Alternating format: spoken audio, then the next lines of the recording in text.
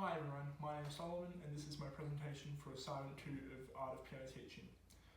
The piece I've chosen for this is Mini Toccata by Eric Baumgartner from the AoPT Series 18 Preliminary Grade book. This is what it sounds like.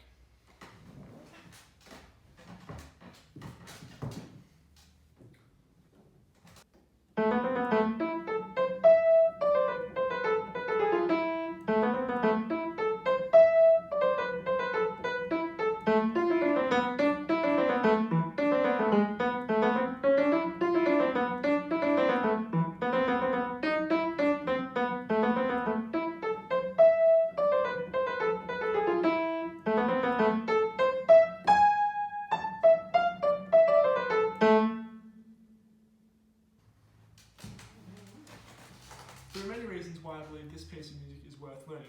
The piece is a good segue into the beginning of playing hands together, even though there are no points in the piece where both hands are actually playing at the same time.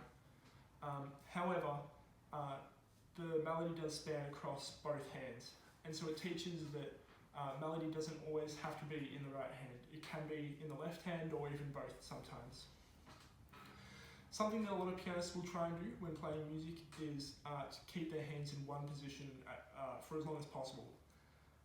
This is very possible in this piece because there's a lot of phrases that only have that have a range of 5 notes or less, and so you can definitely teach that while teaching this piece.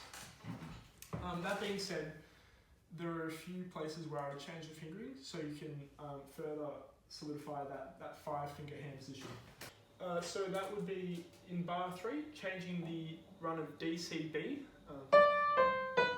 from the fingering of 3, 2, 1 to 4, 3, 2.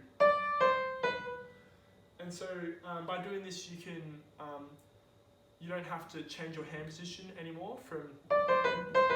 You can just go like that, and that's just keeping that one hand position. You're not moving the hand around anymore.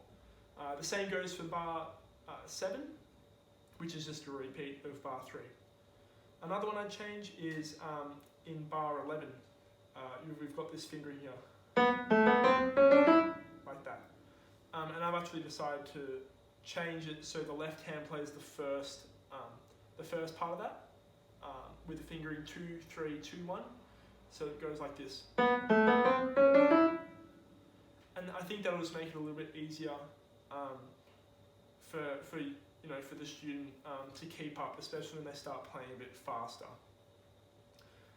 The last one I'll change is in bar 15 with this run here. And it's got written here to play 3, 4, 3, 4. But I don't like the using finger 4 here because it's a bit of a weak finger. And you could be using 2, 3. And 2 and 3 are much stronger fingers than 3 and 4. So I changed that as well to be 2, 3, 1, and then so on. Like that. The next thing to talk about is articulation. Baumgartner is very particular about the articulation that should be used in this piece, having some sort of symbol or line attached to every single note. The most important things to watch out for are the upwards arpeggiations that occur in the right hand in bars 1 to 2 and a few more times throughout the piece. Students may accidentally hold the notes down instead of playing the staccato articulation that's being notated. I would also watch for a similar mistake that could happen in bars 15 and 16. I'll show them now. So the problem that comes up is in bar 1, they'll play this instead of, and that's something that you need to change. And so a similar thing happens in bar 6, in bar 17, and then finally 21 is different with this. But it's the same idea. You want to have that staccato articulation as opposed to the. And then the same thing in bar 15, where we've got. You don't want. Which is a temptation. So we want to get rid of that. The dynamics in this piece are quite interesting in the way that they rise and fall as the pitch of the melody does.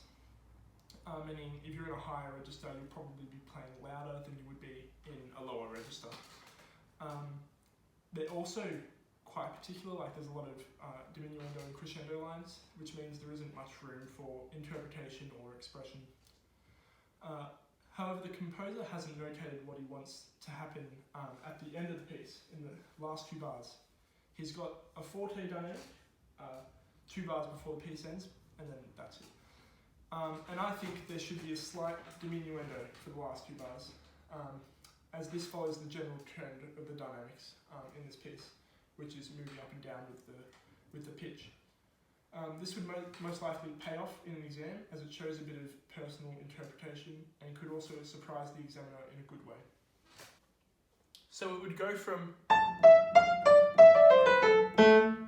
to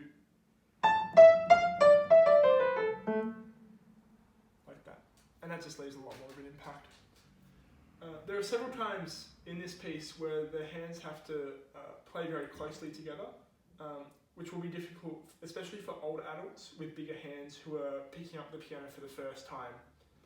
And I think you could definitely talk about like just the way that the piece has been phrased here. Because if you look at the beginning of bar 3, that's actually a new phrase. So you could just say, you know, don't be afraid at the end of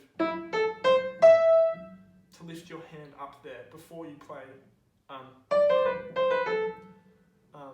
And because the music says that, and so it's alright to, you know, really lift your left hand up and get that out of the way before you can move on to those new notes.